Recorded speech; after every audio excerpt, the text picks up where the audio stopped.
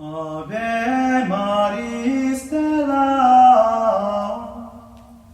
Hello and welcome back to Vatican II in the Air. This is your host, Father Matthew Schneider.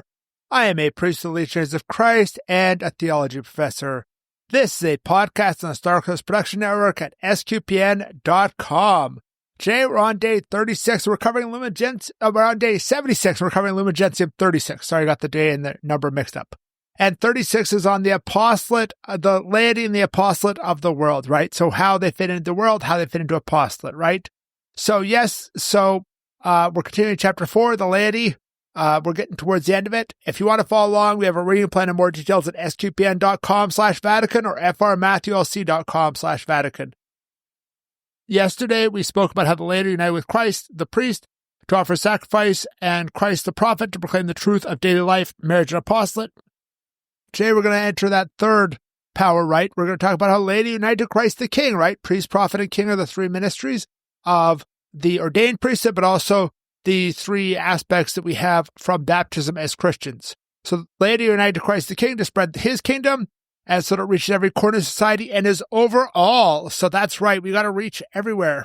So it's all paragraph 36 today. There's only one paragraph, but this has 4 sub-paragraphs, right? So the first one is about Christ offering himself at the cross to give us all an exalted place in his kingdom, right? His kingdom. We on the last Sunday of Ordinary Time, the last Sunday before Advent, we have Christ the King. And one of the 3 years we read the cross, right? Because that is his throne by which he is reigning. And then we talk about B, it's about lay people bring Christ's kingdom into the world. C is about culture and how that should reflect to Jesus. And then D is about all the secular world should be under Christ's kingship. So this is really there. I think A is going to be the longest one for us just because there's a lot to go over. But let's get into A. Christ, becoming obedient even unto death, and because of this exalted by the Father, entered the kingdom of his glory. To him all things are made subject until he subjects himself and all created things to the Father, that God may be all in all. Now Christ has communicated this royal power to his disciples, that they might be constituted in royal freedom, and that by true penance and a holy life they may conquer the reign of sin in themselves.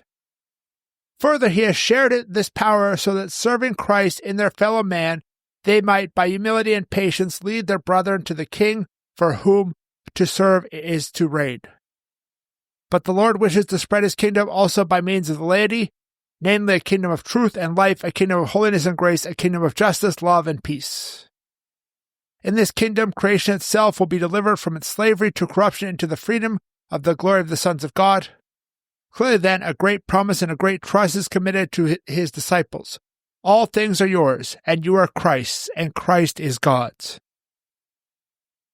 So that's the number, right? It's that beginning, Christ obedient to death, even death on the cross, and by that he's exalted. Philippians there's a famous passage in Philippians like that, right?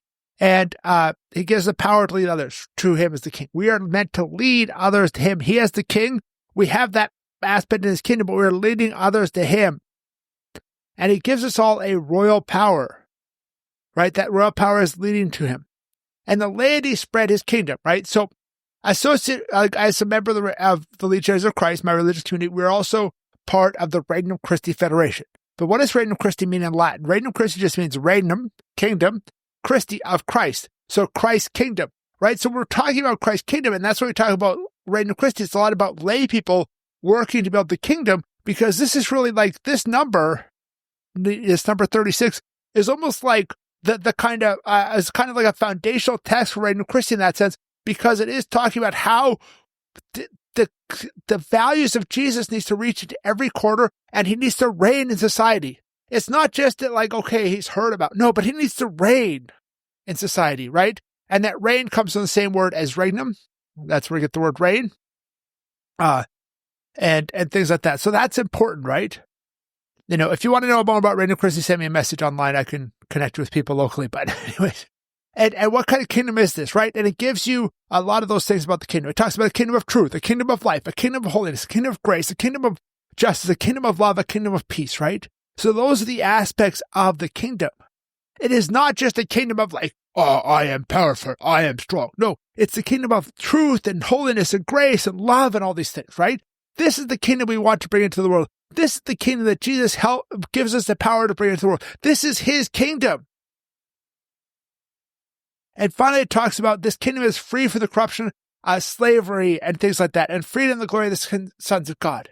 And one of the aspects that I think is important to realize in things like this is, what do we mean by freedom? So often in the U.S., in cultures in modern society, we talk about freedom from, I'm no longer bound, I'm no longer handcuffed, I'm no longer forced to do this or that. But what's the greatest freedom? The freedom is freedom to be excellent, right? If I go out and play soccer, and I kick a ball around, and Messi goes out and plays soccer, he kicks a ball around, who is freer at playing soccer? Messi is. He can do all these things with the ball that I can only imagine doing or watch him do. There's no way I can do some of the moves he can do, right? For those who don't know, Messi is one of the best soccer players in the world. Some will argue he's the best. I'm not going to get into that debate. The Messi versus Ronaldo debate. If you want to debate that in the comments, go ahead. But the point is, he has, because of his skill, he has a freedom for playing soccer that I don't. And that's the kind of freedom we have which is the freedom of excellence, the true freedom of the sons of God. Now we're going to go into 36b, lay people bring Christ's kingdom into the world. The faithful, therefore, must learn the deepest meaning and value of all creation, as well as its role in the harmonious praise of God. They must assist each other to live holier lives even in their daily occupations. In this way, the world may be permeated by the Spirit of Christ, and it may more effectively fulfill its purpose in justice, charity, and peace. The laity have the principal role in the overall fulfillment of this duty. Therefore, by their competence in secular training and by their activity elevated from within by the grace of Christ, let them vigorously contribute their effort so that created goods may be perfected by human labor, technical skill, and civic culture, for the benefit of all men according to the design of the Creator and the light of his world. May the goods of this world be more equitably distributed among all men, and may they in their own way be conducive to a universal progress in human and Christian freedom.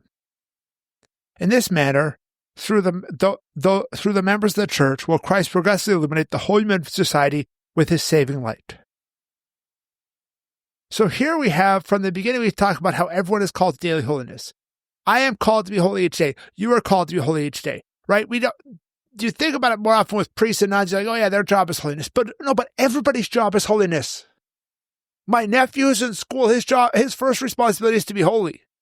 He's still in elementary school. So, it might not be the way he has holiness, the way I have holiness might be a little bit different in those things, right?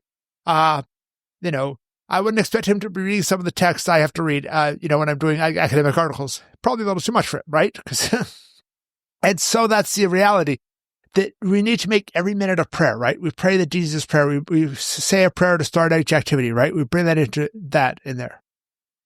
And then we bring Christ into each corner to reign, right? This is the goodness of secular training, right? So before I entered the seminary, I was studying electrical computer engineering, right? So I was, and I was reasonably good. I was not the top of my class, but I was decent. I was passing. I was getting like a B average, which, is perfectly fine to work out in the field afterwards, right? And things like that.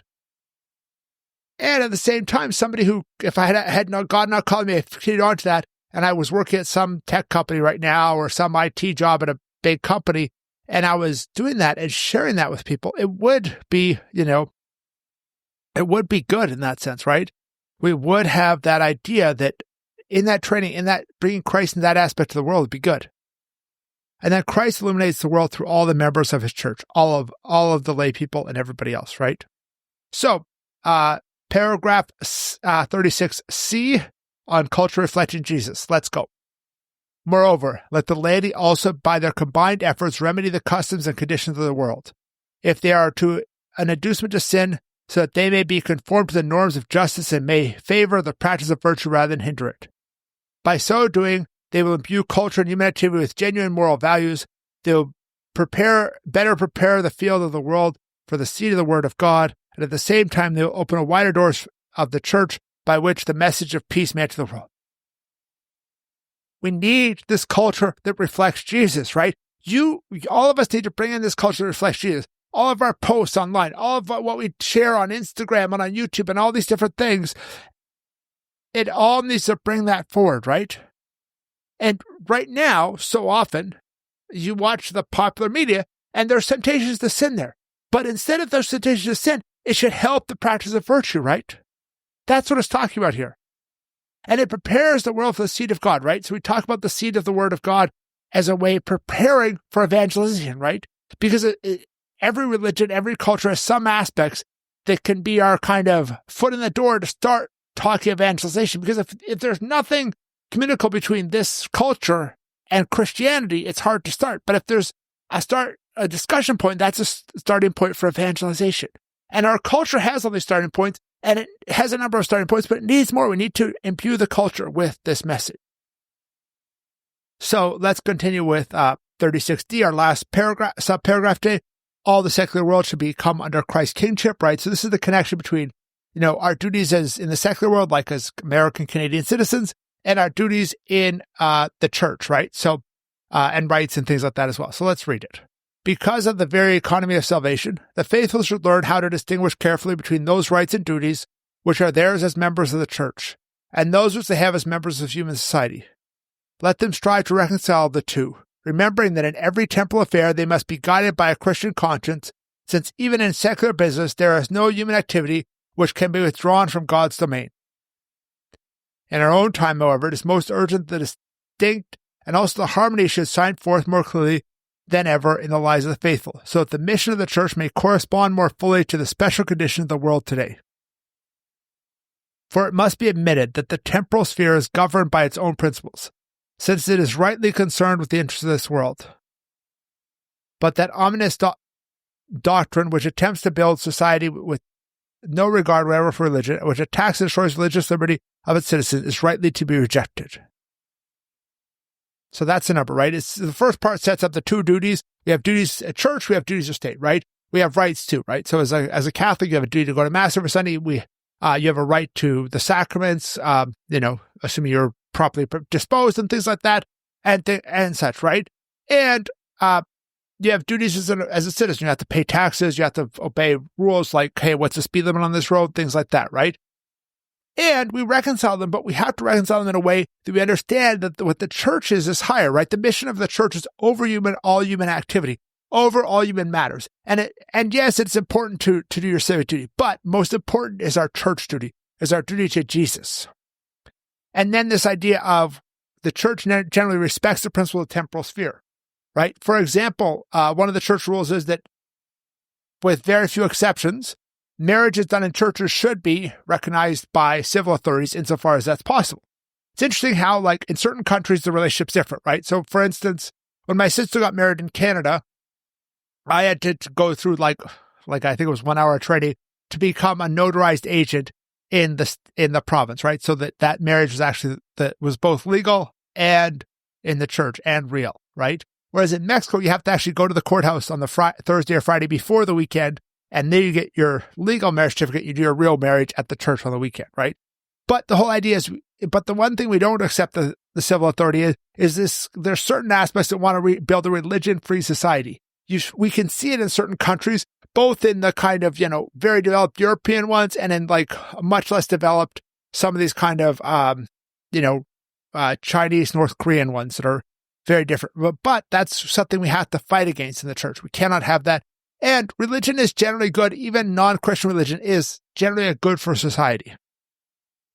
But that's a whole other thing we'll talk about later. So let's conclude there. Thank you for listening to this episode of Vatican II in a Year. This is a listener-supported podcast, and you could donate to help StarQuest produce it and other great podcasts at sqpn.com/give. You can give one-time, monthly, or join the StarQuest Patreon. Tomorrow we're going to continue with the next paragraphs of Lumen Gentium, which is 37 to 38, on the duties of laity, which is going to end chapter 4 on the lay vocation, on the laity. Please join us then to learn more about Vatican II, which provide a blueprint for the Catholic Church. Go to sqpn.com/Vatican, frmatthewlc.com/Vatican, or Vatican SQPN on Facebook and X for more information on the podcast, such as playlists for individual documents and a reading plan. We have also set up an email for questions and comments at Vatican2@sqpn.com, Vatican the number 2@sqpn.com, or my website, frmatthewlc.com, has a contact form you can use. Amen.